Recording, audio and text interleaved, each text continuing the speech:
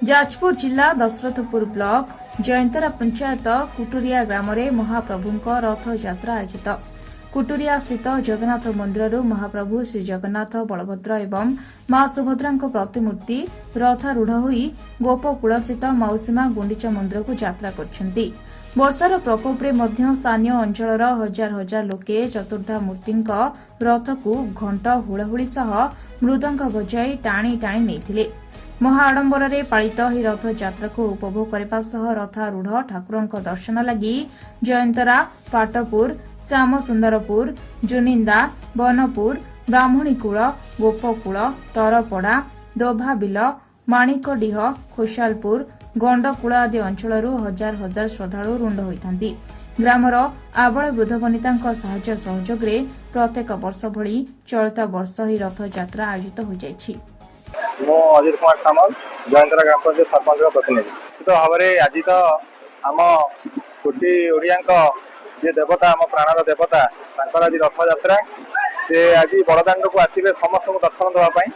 से आज ये कुटुरिया स्थित जगन्नाथ मंदिर 17तम रथ यात्रा आज जगन्नाथ दशमूर्ति आज आसुँच बड़दाण्ड को दर्शन भक्त मान दर्शन देवाई माउसिया मंदिर एवं पाखापाखि 1.5 किलोमीटर हम गोपकुल ग्राम से बहुत उत्साहित महाप्रभुंकर लीला महाप्रभुंकर आशीर्वाद आउ कृपारे लोक जिते वर्षा हम से लोक हे आम निश्चित आग भी दिन देखीचु वर्षा जिते हो किसी फरक पड़े जगन्नाथ महाप्रभुंकर इच्छा आज रथर बसवे लोक मानकर से उद्दीपना इच्छा अच्छी कि रथ टाणिके वर्षा आम मौसम मंदिर को लेकिन जावाई जड़े सामान्य पूजक आज सका आमर नीतिकांति जे कि प्रथम तो मंगल आरती होता तापर आमर पहली भोग होता प्रथम धूप भोग होता ठाकुर सजसजा और फुलमाल ठाकुर को जी आमर सक्षम अनुसार आम सजैलु और लोक मान बहुत उत्साह अच्छी। आज सका टिके वर्षा हेतु लोक मैंने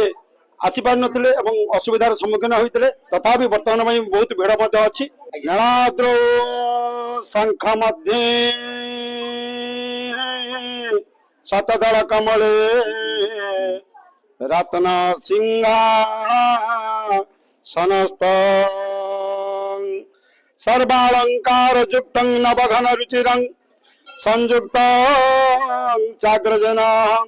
भद्राया वाम पार्श्वे रथचरण युतं ब्रह्मरुद्रे द्रवंजं वेदानं सरमितं स्वदन परिवृतं ब्रह्मदारो स्मरामि ब्रह्मदारो स्मरामि।